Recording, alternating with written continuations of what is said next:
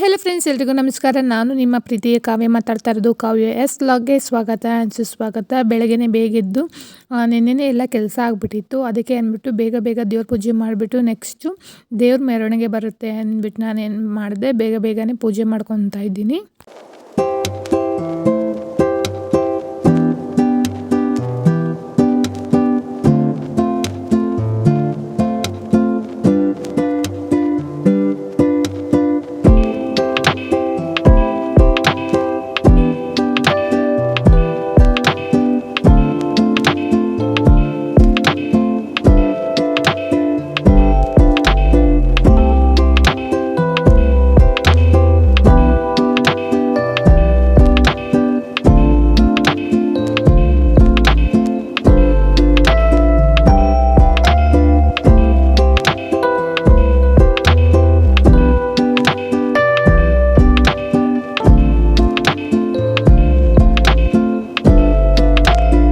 Main door ಇತ್ತು, ಅದನ್ನು ಸಹ ಕ್ಲೀನ್ ಮಾಡಿಕೊಂಡು ಅದಕ್ಕೆ ಓಮು, ತ್ರಿಶೂಲ ಮತ್ತು ಸ್ವಸ್ತಿಕ್ ಬರಿತಾ ಇದ್ದೀನಿ.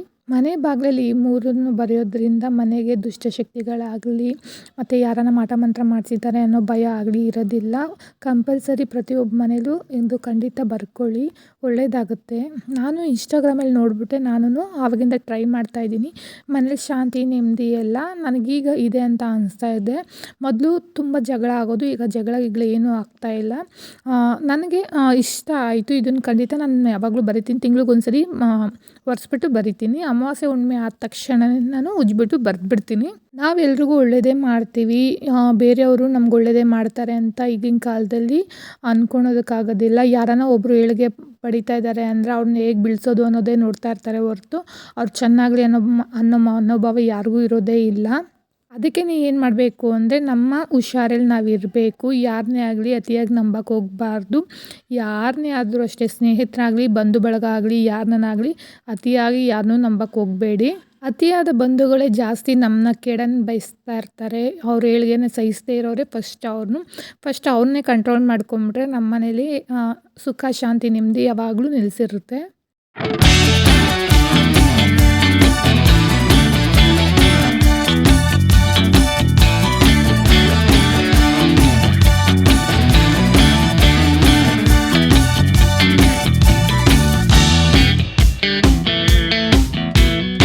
ಪೂಜೆ ಎಲ್ಲ ಮಾಡ್ಕೊಂಡ್ಮೇಲೆ ನನ್ನ ಮಗಳು ತುಂಬ ಹೊಟ್ಟೆ ಹಸಿ ಅಂತ ಇದ್ಲು. ಇನ್ನೊಂದಂದರೆ ದೇವ್ರ ಮೆರವಣಿಗೆ ಬರುತ್ತೆ, ಅಲ್ಲಿ ಟ್ಯಾಕ್ಟ್ರಿ ಮೇಲೆ ಕುತ್ಕೊಬೇಕು ಅಂದ್ಬಿಟ್ಟು ತುಂಬ ಹಠ ಮಾಡ್ತಾಯಿದ್ಲು. ನಾನು ಬೇಗ ಹೋಗಬೇಕು, ನಂಗೆ ತಲೆ ಬಾಚು, ನಂಗೆ ಟಿಫನ್ ಹಾಕ್ಕೊಡು ಅಂತ. ಸರಿ ಅಂದ್ಬಿಟ್ಟು ನೆನ್ನೆನೇ ಚಿತ್ರಾನ್ನದ ಗೊಜ್ಜಿತ್ತು, ಅದಕ್ಕೆ ಅನ್ನ ಮಾಡೋಣ ಅಂದ್ಬಿಟ್ಟು ಅನ್ನ ಇಟ್ಬಿಟ್ಟು ಆಮೇಲೆ ನಾನು ಪೂಜೆಗೆ ಶುರು ಮಾಡಿದೆ.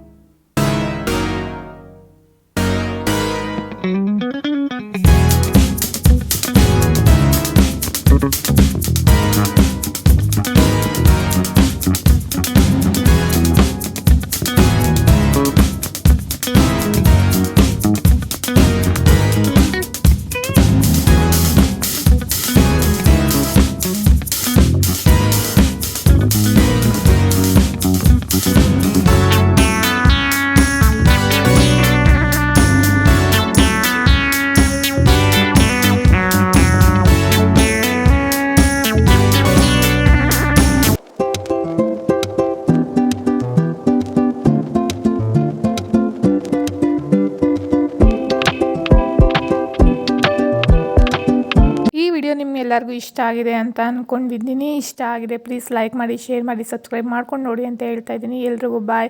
ನೆಕ್ಸ್ಟ್ ಹಂಗೆ ಕಂಟಿನ್ಯೂ ಆಗುತ್ತೆ.